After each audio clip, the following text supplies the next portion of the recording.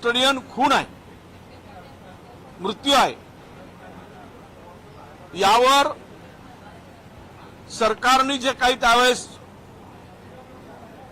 त्यांची भूमिका मांडली आणि उलट सोमनाथ सूर्यवंशीला त्या कस्टडीमध्ये पोलिसांनी मारलंच नाही अशा प्रकारची भूमिका घेतली आणि त्यांना सोमनाथ सूर्यवंशींना म्हणजे त्याचा हार्ट अटॅकनी मृत्यू झाला, पोलिसांच्या मारहाणीत मृत्यू झाला नाही अशी भूमिका गृहमंत्री आणि सरकारने मांडली। परंतु आज हा खून पोलिसांच्याकडून झाला हे आता सिद्ध झालं आहे आणि म्हणूनच माननीय उच्च न्यायालयाने या ठिकाणी एक जोरदार चपराक यांना दिलेली आहे, सरकारला दिली आहे, पोलिसांना दिलेली आहे आणि यांच्यावर गुन्हे दाखल करण्याचा आदेश